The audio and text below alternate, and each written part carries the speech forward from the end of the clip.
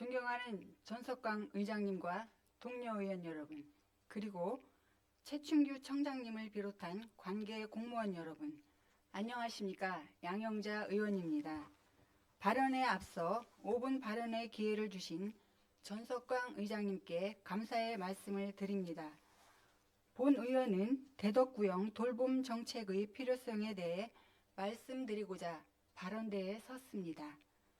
저출산 현상이 심화되어 2024년 합계 출산율이 0.7명대를 기록하고 있으며 20대에서 40세 남녀 2,000명을 대상으로 실시한 결혼과 출산 의향을 묻는 설문조사에서는 42.6%가 출산 의향이 없는 것으로 나타났습니다.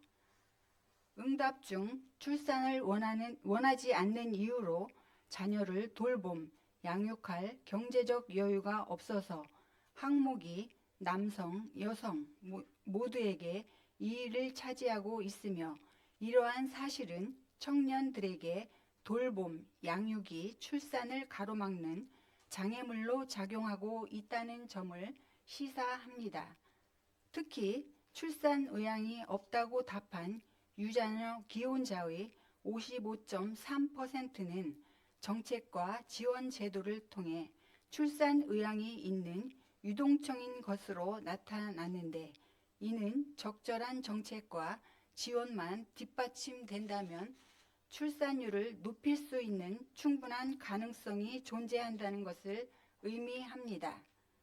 본 의원은 대덕구의 출산 관련 정책을 한시적인 현금 지급보다는 양육을 위한 환경을 마련해주는 방향으로 시행할 것을 제안합니다.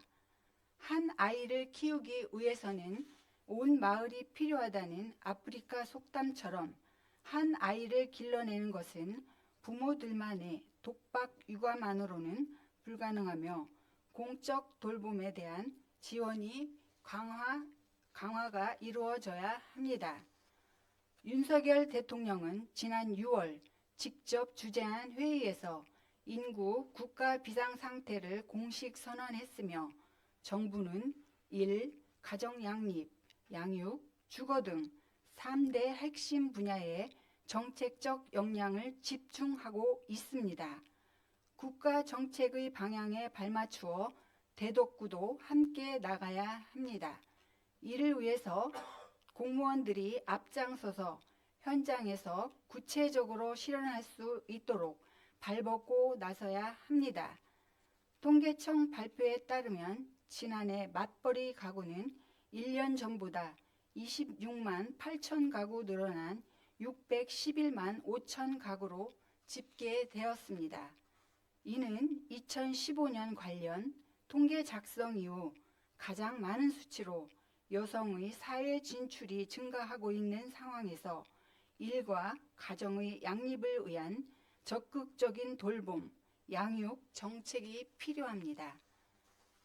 교육부는 올해 모든 초등학교 1학년 학생들을 대상으로 늘봄 교육을 실시하고 2025년도에는 초등학교 2학년, 2026년부터는 모든 학년의 초등학생을 수용할 수 있는 교육 환경을 조성할 계획을 발표했습니다. 당장 대전 늘봄학교는 1학기 45개 초등학교에서 2학기부터 전체 초등학교 151개 및 특수학교 6개, 총 157개 학교로 확대되지만 이용 대상은 초등학교 1학년으로 한정되어 돌봄 공백이 예상됩니다. 최춘규 구청장님, 대덕형 돌봄 계획을 마련하여 정책의 사각지대에서 혜택받지 못하는 대덕구민이 발생하지 않도록 대덕구에서 선제적으로 나서주시기 바랍니다.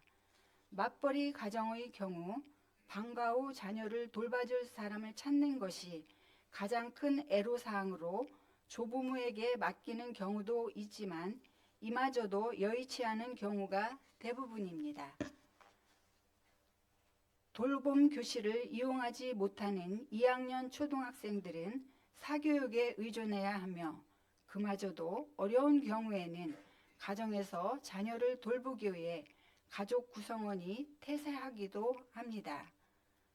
이제는 구체적이고 실효성 있는 돌봄 정책을 실행하여 자녀를 돌보기 위해 직장을 그만두는 일이 없도록 맞벌이 부부도 마음 놓고 아이를 맡길 수 있는 대덕구만의 특별한 돌봄 정책 마련을 위한 적극적인 논의를 부탁드립니다. 우리 모두가 힘을 합쳐 아이를 낳아 키우기 좋은 대덕구가 될 수 있도록 방법을 강구해야 합니다. 이상으로 5분 발언을 마치겠습니다. 끝까지 경청해 주셔서 감사합니다.